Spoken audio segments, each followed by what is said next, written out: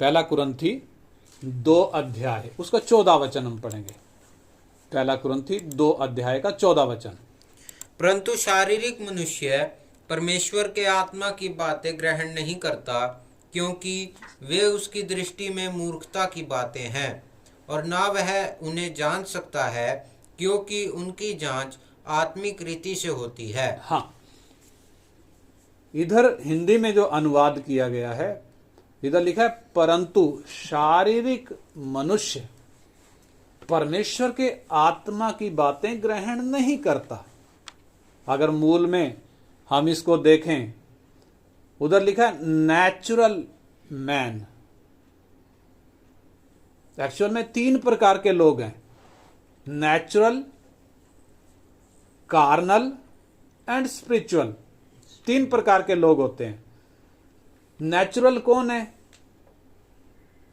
जो सत्य को जानते ही नहीं, जो यीशु के पास कभी आए ही नहीं, जिनके जीवन में उद्धार का काम हुआ ही नहीं, यानी जैसे वो पैदा हुए हैं वैसे ही हैं। बेशक वो पढ़े लिखे होंगे, मेडिकल साइंस का ज्ञान होगा, साइंस का ज्ञान होगा, टेक्नोलॉजी का ज्ञान होगा, साइंटिस्ट हो सकते हैं, डॉक्टर हो सकते हैं, क्वालिफाइड पर्सन हो सकते हैं, परंतु नेचुरल हैं। और इधर परमेश्वर का वचन साफ बोलता है, परंतु नेचुरल मनुष्य यानी प्राकृतिक मनुष्य परमेश्वर के आत्मा की बातें ग्रहण नहीं कर सकता। क्यों? क्योंकि वे उसकी दृष्टि में मूर्खता की बातें हैं। यानी जो प्राकृतिक व्यक्ति है, परमेश्वर की बातें उसके लिए क्या है? मूर्खता है। इसलिए वो समझ नहीं सकता। कारण परमेश्वर की बातों को समझना है तो एक व्यक्ति को आत्मिक होना है, यानी आत्मा की बातें, यानी परमेश्वर की बातें कैसे समझ में आएंगी? आत्मा के द्वारा। इधर लिखा है ना, और ना वह उन्हें जान सकता, क्योंकि उनकी जांच आत्मिक रीति से होती है। यानी आत्मा के द्वारा ही आत्मिक बातों की पहचान होती है। और जब एक व्यक्ति प्राकृतिक है, आत्मिक रूप से उसकी हालत क्या है? वो अपने पापों अपराधों में मरा हुआ होने के कारण उसकी आत्मा मरी हुई हालत में है, और ऐसी हालत में वो परमेश्वर को जान नहीं सकता, परमेश्वर की बातों को जान नहीं सकता। बेशक वो सत्य को जानना चाहता है, बेशक उसके मन में सत्य के लिए खोज है, और उसी के लिए वो जगह जगह भक्ति करता घूम रहा है। ऐसे में परमेश्वर कदम उठाता है। कैसे कदम उठाता है? आइए हम उसके लिए एक घटना देखते हैं। लूका 19 अध्याय 1 वचन से हम पढ़ेंगे। लूका 19 अध्याय का 1 वचन से। वो यरीहो में प्रवेश करके जा रहा था। वो यरीहो में प्रवेश करके जा रहा था। कौन? यीशु। वहां जक्कई नामक एक मनुष्य था, जो चुंगी लेने वालों का सरदार था और धनी था। हाँ, वहां कौन था? एक मनुष्य जक्कई, जो चुंगी लेने वालों का सरदार था। इंग्लिश में कहा चीफ ऑफ द पब्लिकन्स, यानी चुंगी लेने वालों का वो मुखिया था, चीफ था, और वो धनी था। अगर इस व्यक्ति को थोड़ा देखें, इसका जो बैकग्राउंड बताया गया है, रोमन सरकार में ये पब्लिकन्स, ये चुंगी लेने वाले कौन होते थे? रोमन सरकार में जब टैक्स कलेक्ट किया जाता था, यानी जब लोगों पर कर लगाया जाता था, इंडिविजुअल पर और संपत्ति पर जो टैक्स लगाया जाता था, पब्लिकन्स यानी ये चुंगी लेने वाले जो होते थे ना, ये बड़े धनी लोग होते थे। सरकार को एडवांस में टैक्स दे देते थे, अपने एरिया का जितना भी बनता है ये पहले ही दे देते थे और बाद में लोगों से वसूल करते थे। तो ये बहुत धनी व्यक्ति होते थे, बहुत पैसे वाले होते थे, यानी आज की लैंग्वेज में हम बोले तो ये बिजनेस टाइकून थे, बहुत बड़े धनी लोग थे। इधर चुंगी लेने वालों में ये मुखिया था, यानी एक बिजनेस टाइकून जिसको हम बोल सकते हैं, और वो धनी था। और 3 में लिखा वो यीशु को देखना चाहता था कि वो कौन सा है, यानी इसका मतलब क्या है, वो सत्य को जानना चाहता था। सत्य क्या है, परिस्थिति उसकी कैसी है, वो बहुत धनी व्यक्ति है, बहुत बड़ा एक बिजनेसमैन, लेकिन मन उसका वो सत्य को जानना चाहता है। परंतु उसके सामने रुकावट है। कौन सी रुकावट है? सबसे पहले तो उसका बिजनेस रुकावट है, यानी उसका काम, जो वो काम करता है, सबसे बड़ी रुकावट तो वही है। यानी इतना बड़ा एक व्यापारी बोले या कोई इतनी बड़ी नौकरी करने वाला बोले, या इतना बड़ा धनी व्यक्ति बोले, तो सबसे बड़ी रुकावट तो यही है उसके जीवन में। कैसे? उसके पास टाइम कहां है सत्य को जानने के लिए। अगर हम अपना जीवन देखें, हमारे में कुछ लोग छोटा मोटा बिजनेस करते हैं, कुछ लोग छोटी मोटी नौकरी करते हैं,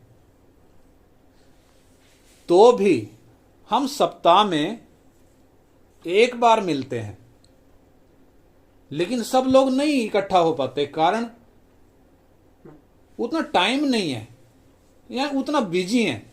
और आजकल तो हम देखें तो गांव में मैंने देखा है पूरा बड़ा ग्रुप इकट्ठा होके लोगों का, जिनके पास कोई काम नहीं है, ताश खेलते हैं, ताश के पत्ते खेलते हैं, सुबह शुरू होते हैं और देर रात तक खेलते हैं, सारा सारा दिन। उनको पूछो तो उनके पास भी टाइम नहीं है, जबकि बिल्कुल फ्री हैं वो और अपना टाइम बर्बाद करते हैं, लेकिन फिर भी उनके पास क्या नहीं है? टाइम नहीं है। लेकिन इस व्यक्ति को देखें, चुंगी लेने वालों में यह मुखिया है, यानी हमारी भाषा में बोले तो ये चीफ कमिश्नर है इनकम टैक्स का या एक्साइज ड्यूटी वालों का, ये चीफ कमिश्नर है। लेकिन इसके पास टाइम कैसे आया? इसने डिसीजन लिया, मैं अपने काम से छुट्टी लेकर मैं सत्य क्या है इसको जानूंगा। और उसके आगे लिखा है उसका 3 दोबारा पढ़ें। वो यीशु को देखना चाहता था कि वो कौन सा है, परंतु भीड़ के कारण ना देख सकता था। हाँ, दूसरी जो उसके सामने रुकावट है, भीड़। यीशु के साथ चलने वाली भीड़, वो भीड़ इतनी ज्यादा थी कि ये भीड़ के कारण देख ना सकता था, क्योंकि वो नाटा था। हाँ, तीसरी रुकावट है वो नाटा था, यानी बोना था, यानी उसकी हाइट कम थी। 3 बड़ी रुकावटें हैं उसके सामने। अगर हमारे पास एक ही रुकावट है तो हमारे लिए मुश्किल हो जाएगा। अपने बिजनेस से छुट्टी लेना हमारे लिए मुश्किल हो जाता है, रात के टाइम में भी हम टाइम निकालना हमारे लिए मुश्किल हो जाता है, दिन में तो मुश्किल क्यों नहीं होगा। एक छोटी नौकरी है तो भी हमारे लिए मुश्किल हो जाता है। लेकिन इस व्यक्ति को 3 रुकावटें हैं, इतना बड़ा बिजनेस, इतना बड़ा धनी व्यक्ति, और ऊपर से यीशु के साथ चलने वाली इतनी भीड़, और ऊपर से फिर ये नाटा। और ऐसे में उसका 4 पढ़ें। तब उसको देखने के लिए वो आगे दौड़कर एक गूलर के पेड़ पर चढ़ गया। हाँ, देखिए इसका एक्शन या इसका डिसीजन, इतनी रुकावट के बावजूद यह डिसीजन क्या ले रहा है? 2 रास्ते हैं, चाहिए तो अपना प्रोग्राम कैंसिल करके वापस अपने काम पर जा सकता है। लेकिन इसने क्या फैसला किया? नहीं, मैंने जानना है कि यीशु कौन सा है, यीशु कौन है, मैंने जानना है। यानी सत्य क्या है मुझे मालूम करना है। और उसके लिए उसने क्या किया? तब उसको देखने के लिए वो आगे दौड़कर एक गूलर के पेड़ पर चढ़ गया। यानी आप इसका काम देखें, जिस रास्ते पर यीशु जा रहा है उधर आगे दौड़ा है और एक गूलर के पेड़ पर चढ़ गया, क्योंकि यीशु उसी मार्ग से जाने वाला था। यानी इसका एक्शन आप देखें, ये पीछे नहीं हटा, तमाम रुकावटों को पार करते हुए इसने ये भी परवाह नहीं करी कि लोग मेरा मजाक उठाएंगे। उठाने दो, मैंने जानना है यीशु कौन है। और वो गुलर के पेड़ पर चढ़ गया। यानी इस बात से हम क्या सीख सकते हैं? परमेश्वर ऐसे एक व्यक्ति को ढूंढता है।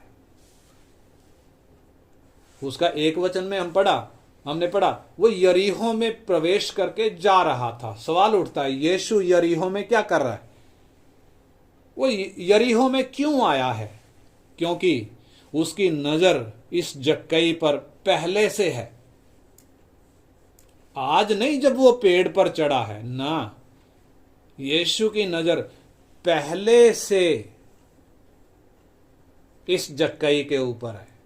उसके मन की दशा को वो जांचता है, उसके मन को तोल रहा है, उसके मन के विचारों को जांच रहा है। इसलिए यरीहो में आया और यरीहो के बीचों बीच जा रहा है। जैसे आपने यरीहो के विषय में एक और विषय पढ़ा होगा पुराने नियम में, यहोशू की पुस्तक में, जब इस्राएली मिस्र की गुलामी से छूटने के बाद और 40 साल के जंगल के सफर के बाद यरदन पार किया, सामने यरीहो शहर है। सबसे पहले जो सामना किया शहर वो यरीहो। तो यरीहो को जीतने के लिए यहोशू ने 2 भेदियों को यरीहो में भेजा।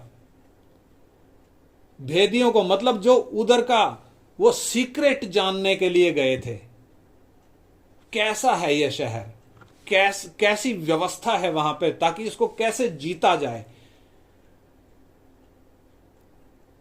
जैसे आजकल ये एजेंसियां होती हैं, जैसे सीबीआई है हमारे यहां, या रॉ है, या अमेरिका में एफबीआई है, सीआईए है।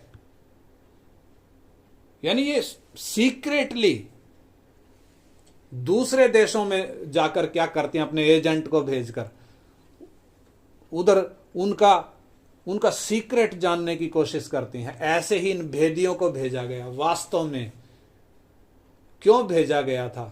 क्योंकि परमेश्वर की नजर उधर रहने वाली एक वेश्या पर थी। वेश्या पर, हां, नाम राहाब। इसलिए परमेश्वर ने इन 2 भेदियों को उधर भेजा ताकि उस राहाब को, जो एक वेश्या थी, उसको बचाया जा सके। और पूरे यरीहो शहर में राहाब और राहाब के कारण उसका घराना बच पाया। बाकी पूरा का पूरा शहर जला दिया गया। पूरा का पूरा शहर, सब मनुष्य, जानवर, सबको काट डाला गया। सिर्फ एक राहाब और उस राहाब के कारण उसका घराना बच पाया। क्यों? क्योंकि परमेश्वर उस राहाब के मन को देख रहा था। और ये वही यरीहो है। यरीहो का मतलब, अगर इसके शाब्दिक अर्थ में हम जाएं, एक ऐसी जगह जो खुशबू के चीजों से भरी हुई है। और वास्तव में यरीहो में ऐसी चीजें मिलती थी, खुशबूदार चीजें, खुशबूदार मसाले उधर मिलते थे, इसलिए उसका नाम यरीहो है। और बेशक वो राहाब वेश्या है, तो भी परमेश्वर ने उसको क्यों बचाया? क्योंकि उसके अंदर जो मन था, उसका मन कैसा था, उसका राहाब बेशक एक वेश्या थी, परंतु परमेश्वर की नजर उसके मन पर थी, उसके काम पर नहीं, उसके मन पर थी, और उसका मन सत्य को ढूंढता था। इसलिए परमेश्वर ने इसी यरीहो से उसको बचाया। और इसी यरीहो में एक जक्कई नाम का एक व्यक्ति, जक्कई का मतलब प्योर। कैसे प्योर? लोग इसे बेशक कुछ भी समझते हों, परंतु मन को देखे तो वास्तव में प्योर है, निष्कपट है। इतना बड़ा व्यक्ति होने के बावजूद, इतना धनी होने के बावजूद भी यह सत्य को ढूंढता है। यानी ये सुगंधित चीजें हम उधर यरीहो में देखते हैं, और इसलिए यीशु उधर इसको ढूंढते हुए आया। और ये जक्कई पेड़ पर चढ़ गया ताकि देखे, क्योंकि यीशु उसी मार्ग से जाने वाला था। उसका 5 पढ़ें। जब यीशु उस जगह पहुंचा तो ऊपर दृष्टि करके उससे कहा, हे जक्कई, झट उतर आ, क्योंकि आज मुझे तेरे घर में रहना अवश्य है। हाँ, देखिए, यीशु उसी मार्ग से जाकर उसी पेड़ के नीचे गया, क्योंकि उसको पहले से मालूम है जक्कई इस पेड़ पे चढ़ा हुआ है। उसने किसी से जक्कई का नाम नहीं पूछा, उसने कोई इंक्वायरी नहीं करी ये पेड़ पर कौन चढ़ा हुआ है, इसका नाम क्या है, बल्कि सर्वज्ञानी वो जानता है ये कौन है, इसलिए उसको पुकार रहा है। जब यीशु उस जगह पहुंचा तो उस ऊपर दृष्टि करके उससे कहा, हे जक्कई, झट उतरा। इंग्लिश में लिखा make haste and come down, जल्दी कर, उतरा, नीचे उतरा, क्योंकि आज मुझे तेरे घर में रहना अवश्य है। सिर्फ इतना बोला यीशु ने, और मालूम है इतना बोलने से उस जक्कई के जीवन में जो काम हुआ, परमेश्वर एक व्यक्ति के जीवन में जो काम करता है, जब एक व्यक्ति सत्य को जानना चाहता है, परमेश्वर उसके जीवन में जो प्रकाश चमकाता है। जब हम देखते हैं कैसे परमेश्वर एक व्यक्ति के जीवन में प्रकाश चमकाता है, जब उस बात को हम देखते हैं, इंसान के अंदर 3 चीजें हैं। बुद्धि है प्राण में, बुद्धि है, भावना है, और निर्णय लेने की शक्ति है।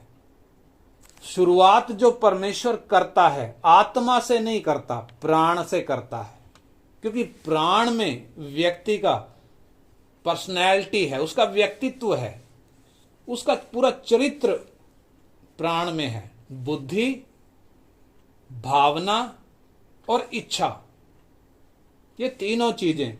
और परमेश्वर जब एक व्यक्ति को सत्य ढूंढते हुए देखता है, परमेश्वर उस पर अपना प्रकाश चमकाता है। कहां प्रकाश चमकाता है? उसके प्राण पर, उसकी बुद्धि में। देखे, इफिसी 1:18 हम पढ़ें। इफिसियों की पत्री 1 अध्याय उसका 18 वचन, जल्दी से।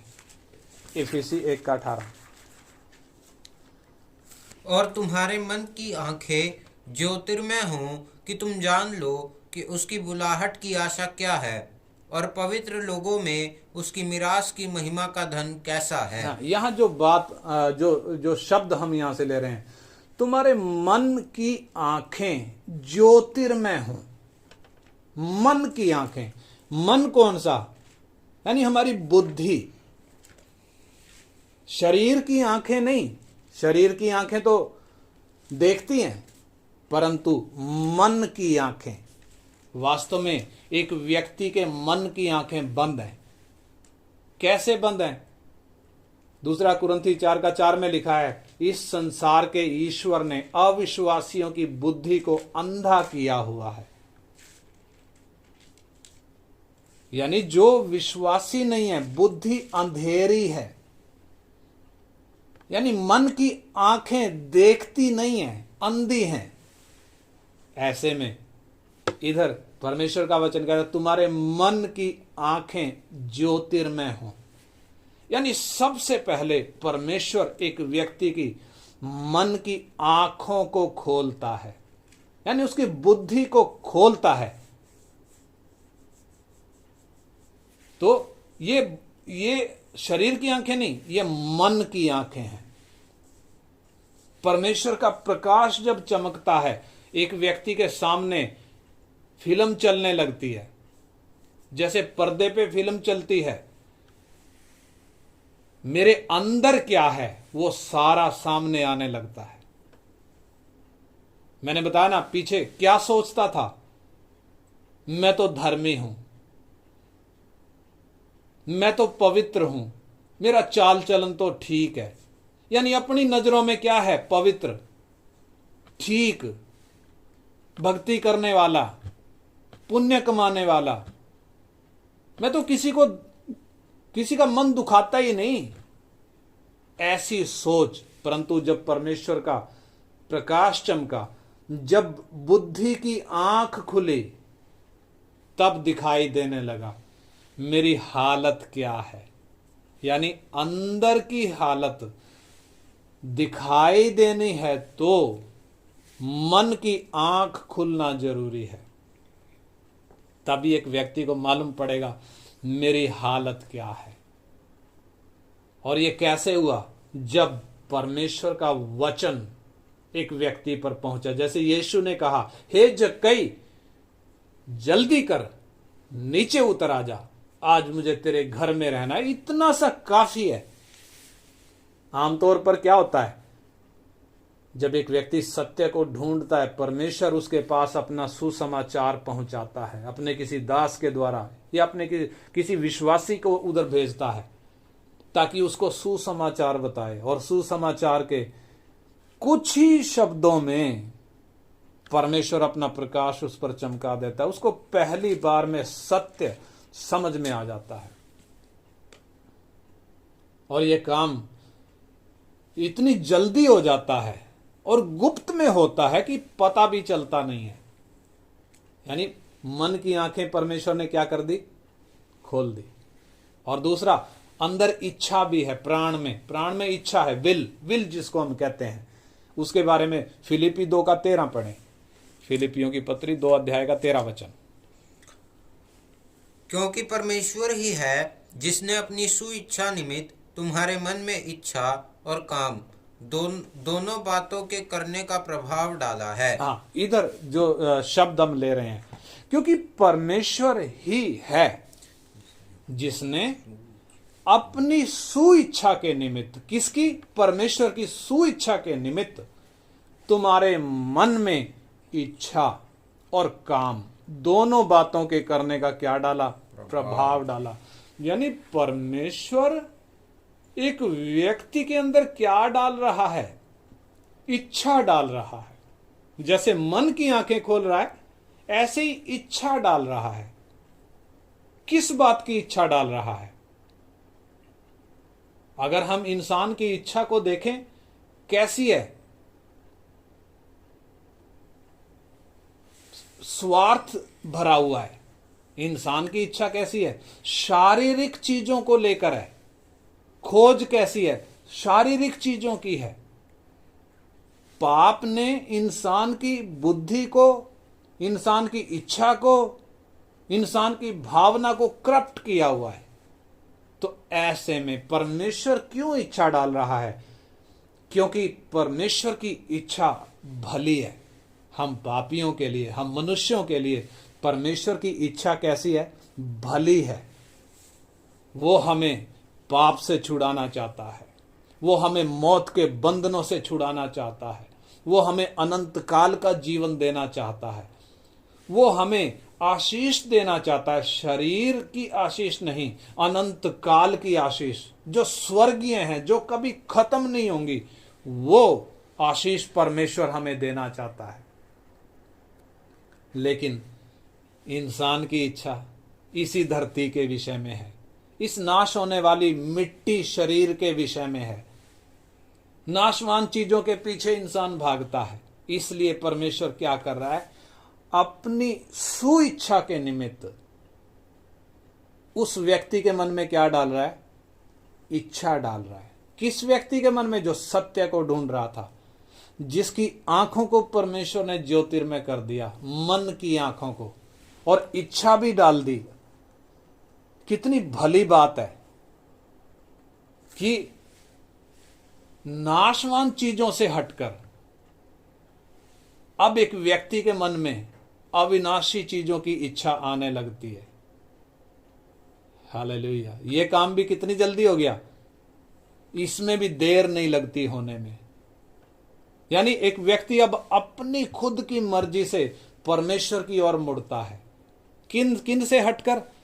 अंधकार की बातों से हटकर, पाप की बातों से हटकर, संसार की बातों से हटकर, शरीर की बातों से हटकर अब परमेश्वर की ओर मुड़ता है। यानी यही तो है एक व्यक्ति के जीवन में जब नए जन्म का शुरुआत हो रहा है। अगर हम इसको टेक्निकल लैंग्वेज में देखें तो परमेश्वर क्या कर रहा है, एक डिश एंटीना फिट कर रहा है। एक इंसान के अंदर क्या फिट कर रहा है, डिश एंटीना फिट कर रहा है। यानी डिश एंटीना की वो सेटिंग किधर जोड़ रहा है, परमेश्वर की ओर जोड़ रहा है, ताकि ये अब परमेश्वर का सिग्नल पकड़ने लग जाए। क्योंकि वो सेटिंग पहले बिगड़ी हुई थी, अब परमेश्वर ने सही जगह पे उसको सेट कर दिया। और इसके अलावा भावना, प्राण में जो भावना है उसके लिए भी हम पढ़ेंगे भजन संहिता 42 का 1 और 2 वचन। भजन संहिता 42 अध्याय का 1 और 2 वचन। भजन संहिता 42 का 1 और 2। जैसे हिरनी नदी के जल के लिए हाफती है, वैसे ही हे परमेश्वर मैं तेरे लिए हाफता हूँ। जीवते ईश्वर, हाँ परमेश्वर का मैं प्यासा हूँ। मैं कब जाकर परमेश्वर को अपना मुंह दिखाऊंगा। हाँ, मैं फिर से पढ़ता हूं। जैसे हिरनी नदी के जल के लिए हाँफती है, वैसे ही हे परमेश्वर मैं तेरे लिए हाँफता हूं। जीवते परमेश्वर, हां परमेश्वर का मैं प्यासा हूं। मैं कब जाकर परमेश्वर का अपना मुंह दिखाऊंगा। यानी एक व्यक्ति के अंदर भावना में बदलाव आ रहा है, भावना में एक प्यास आ रही है, एक भूख पैदा हो रही है। और ये कौन कर रहा है? परमेश्वर इंसान की भावना में बदलाव ला रहा है, जिसके कारण अब आप क्या करेंगे? हिरनी की तरह परमेश्वर के लिए हाँफने लगेंगे। और उसके लिए ऐसी प्यास पैदा हो जाएगी, परमेश्वर के लिए, वचन के लिए एक ऐसी भूख पैदा हो जाएगी कि अब आप वचन पढ़ेंगे, परमेश्वर को जानना चाहेंगे, परमेश्वर के बारे में भूख रखेंगे। यानी ऐसे व्यक्ति को अब क्या नहीं करने की जरूरत नहीं है, उसको धक्का मारने की जरूरत नहीं है। आमतौर पर क्या होता है, बार बार बोलना पड़ता है, वचन पढ़ लो, बाइबल पढ़ लो, प्रार्थना कर लो। लेकिन जिस व्यक्ति के जीवन में परमेश्वर ने प्रकाश चमकाया, अपने आप भूख पैदा होती है। हिरनी के तरह, हिरनी जैसे नदी के जल के लिए हाँफती है, वैसे ही हे परमेश्वर मैं तेरे लिए हाँफता हूं। जीवते ईश्वर, हां परमेश्वर का मैं प्यासा हूं। हालेलुया।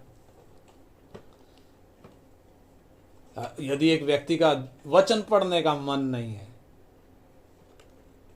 तो क्या अंदाजा हम लगाएं, क्या दिखाता है?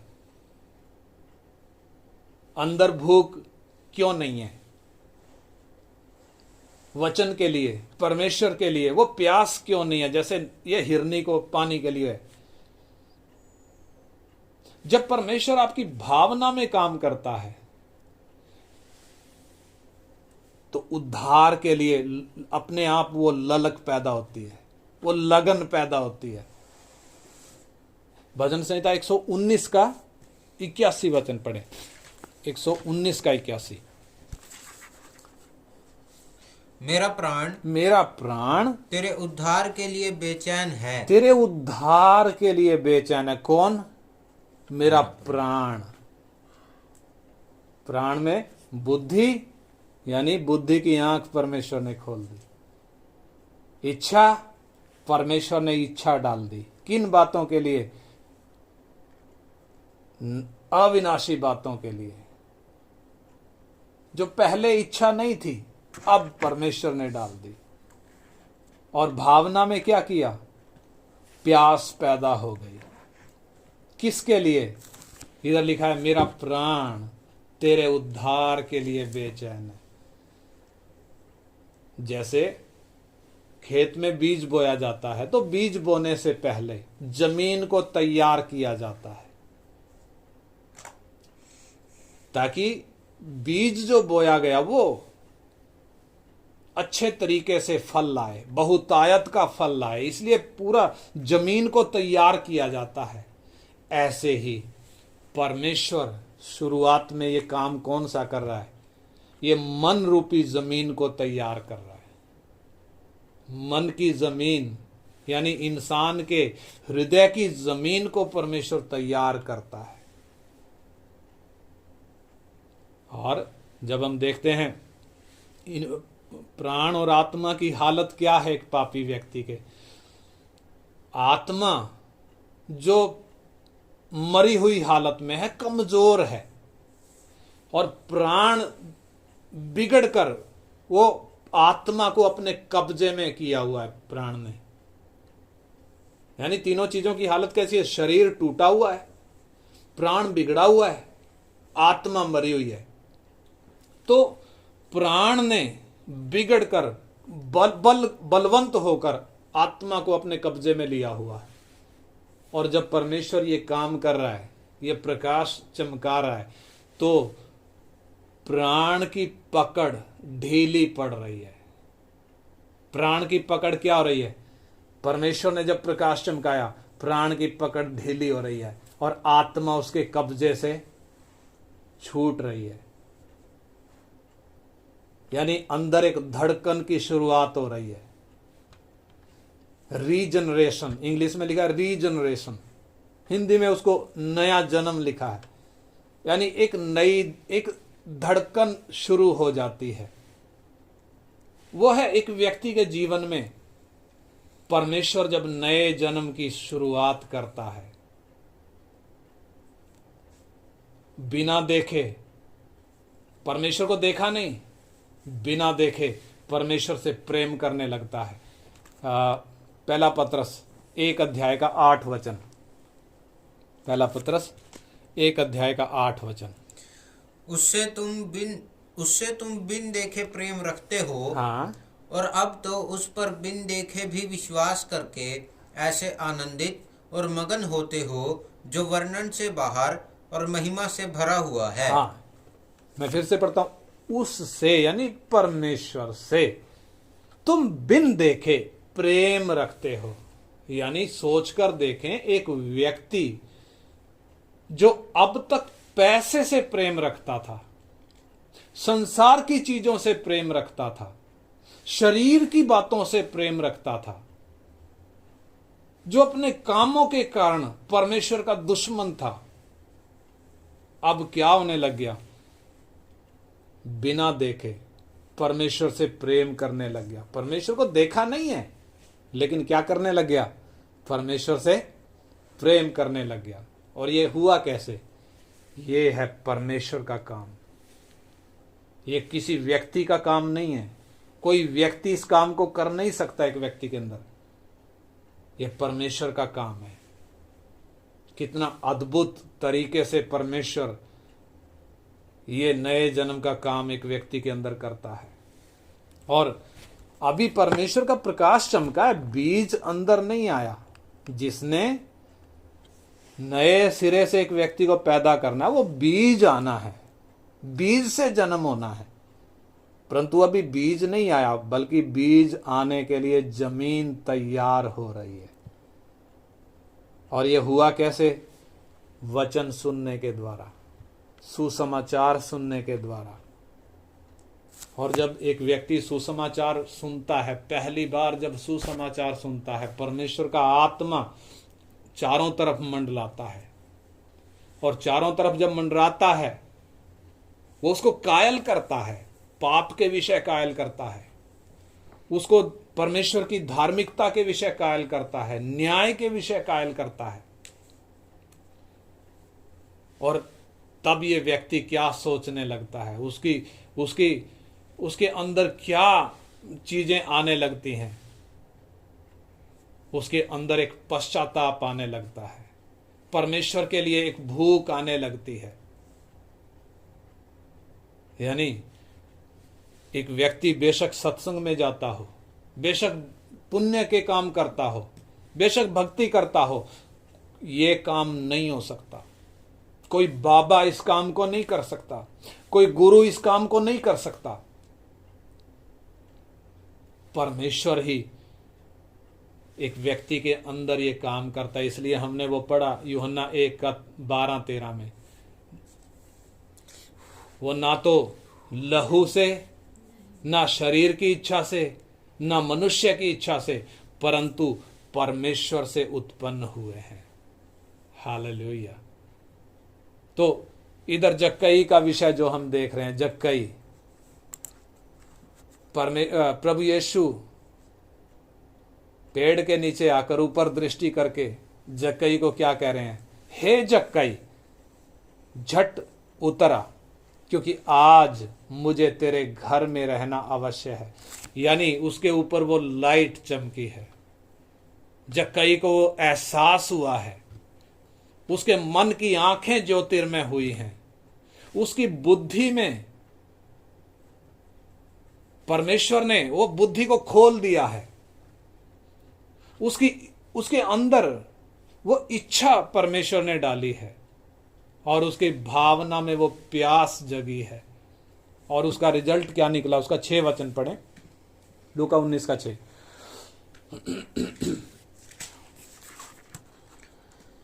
वह तुरंत उतरकर आनंद से उसे अपने घर ले गया। हाँ, वो तुरंत उतरकर, प्रभु यीशु ने बोला ना, इंग्लिश में हम पढ़ते हैं तो जक्कई को प्रभु नाम लेकर पुकार रहा है कि make haste and come down, और जक्कई का जवाब, he made haste and came down. यानी उसने देर नहीं करी, वो तुरंत उतरा और आनंद के साथ यीशु को अपने घर ले गया। उसने देर नहीं करी। यानी एक व्यक्ति को जब सत्य समझ में आता है, वो देर नहीं करता, वो अपना लॉजिक नहीं लगाता, वो सोचता नहीं है भी मैं पहले सोचूंगा, किसी से पूछूंगा, अपने परिवार वालों से पूछूंगा, विचार करूंगा ना, वो देर नहीं करता। जिसके जीवन में परमेश्वर का प्रकाश चमकता है, वो फैसला लेने में देर नहीं करता। इसलिए जक्कई तुरंत, उसने जल्दी की, तुरंत उतरा और यीशु को बड़े आनंद के साथ स्वीकार किया। और उसका 7 वचन, यह देखकर सब लोग कुड़कुड़ाकर कहने लगे, वह तो एक पापी मनुष्य के यहाँ जा उतरा है। हाँ, ये कौन कुड़कुड़ा रहा है? ये भीड़ कुड़कुड़ा रही है। क्या कह रहे हैं? यीशु को उलाहना दे रहे हैं, वो तो एक पापी के यहां जा उतरा है। कौन पापी? जक्कई। यानी भीड़ जक्कई को किस नजर से देख रही है? ये पापी है। यानी जब मैं दूसरे को पापी समझता हूं तो मैं अपने आप को क्या समझता हूं? मैं तो धर्मी हूं। यानी ये भीड़, ये अपने आप को क्या समझ रही है? मैं तो हम तो धर्मी हैं, हम तो ठीक हैं। ये जक्कई पापी है। जबकि ये भीड़ क्यों है यीशु के पीछे? क्योंकि बीमारी बीमारों को चंगा करने के लिए, दुष्ट आत्माओं को निकालने के लिए, कोढ़ियों को ठीक करने के लिए, अंधों को आंख देने के लिए, वो भीड़ की भीड़ यीशु के पीछे आई है ताकि यीशु ये चंगाई के काम करे, दुष्ट आत्माओं को निकाले। और इसके अलावा रोटी खाने के लिए, बिना काम किए क्या चाहिए? रोटी चाहिए। यीशु ने थोड़ी सी रोटियों से कितनी भीड़ को खिलाया, बिना काम का किए खाना जो मिल रहा है। यानी यीशु के पीछे क्यों? चंगाई पाने के लिए, आत्मिक चंगाई नहीं, शरीर की चंगाई। रोटी खाने के लिए, आत्मा की रोटी नहीं, शरीर की रोटी। और इसके अलावा जब यीशु दुष्ट आत्माओं को निकालता है, जब चमत्कार के काम करता है, तो वो तमाशा देखने के लिए भी भीड़ की भीड़ है। आज के समय में यही तो है। यीशु के पीछे आने वालों में ज्यादा भीड़ किन की? शरीर की चंगाई, शरीर की रोटी। शरीर की रोटी कैसे? नौकरी मिल जाए, बिजनेस चल जाए, वीजा लग जाए, मकान बन जाए, सुख आ जाए, सब समस्याएं हट जाएं। ये सब किससे संबंधित है? शरीर से संबंधित है। और भीड़ की भीड़ इस खोज में यीशु के पीछे आई हुई है, पहले भी और आज भी। परंतु यीशु की नजर किस पर है? यीशु की नजर जक्कई पर है। मैं और आप अपने जीवनों को जरा जांच कर देखें। हमारी सोच कैसी है? हमारी खोज कैसी है? परमेश्वर हमारी सोच को देखता है। हम यीशु के पीछे क्यों हैं?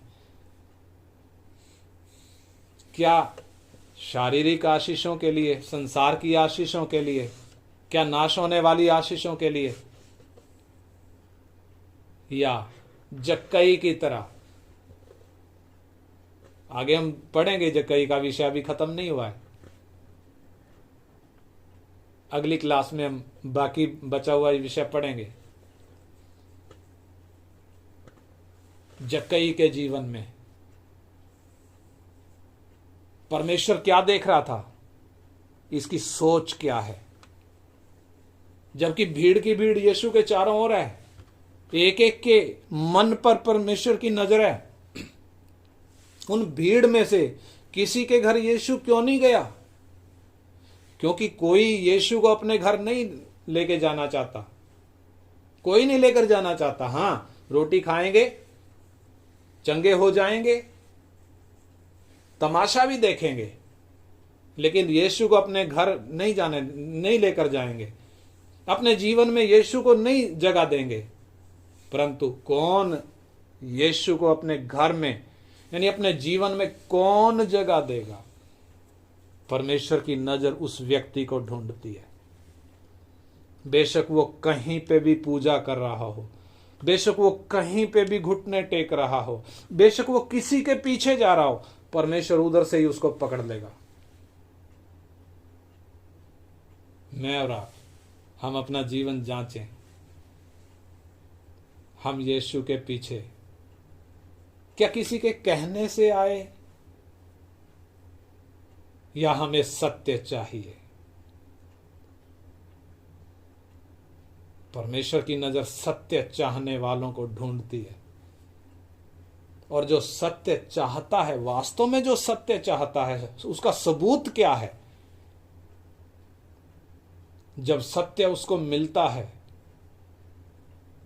वो उसको पकड़ लेता है, वो उसको छोड़ता नहीं है, चाहे कितना भी कीमत देना पड़े, वो सत्य को छोड़ेगा नहीं।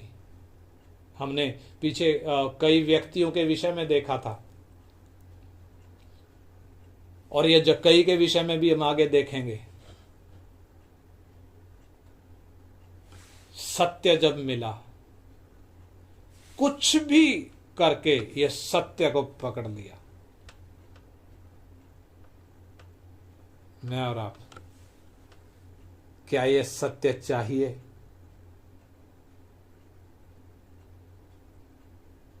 ये सत्य चाहिए तो शरीर की बातों से, संसार की बातों से, उधर से हमें कीमत देनी पड़ सकती है। हो सकता है हमारे शरीर में चंगाई ना मिले, हो सकता है हमें संसार में आशीष ना मिले, हो सकता है हमें हमारी समस्याएं दूर ना हो, परंतु प्रभु कहता है यदि एक व्यक्ति नए सिरे से ना जन्मे परमेश्वर का राज्य देख नहीं सकता। जो जल और आत्मा से ना जन्मे परमेश्वर के राज्य में प्रवेश नहीं कर सकता। हमारा विषय संसार नहीं है, हमारी खोज शरीर की लालसाओं की पूर्ति नहीं है। स्वर्ग के राज्य को देखना, स्वर्ग के राज्य में प्रवेश करना और स्वर्ग के राज्य के वारिस होना, अधिकारी होना। इसलिए आइए हम प्रार्थना करें, अपने जीवनों को जांचते हुए अपनी खोज को, अपने उस लक्ष्य को, हमारा लक्ष्य क्या है, सही जगह पर हम लगाएं। मुझे सत्य चाहिए, मुझे उद्धार चाहिए, मुझे नाश होने वाली चीजें नहीं, मुझे अविनाशी चीजें चाहिए जो कभी खत्म नहीं होंगी। इसलिए आइए हम प्रार्थना करें। हालेलुया।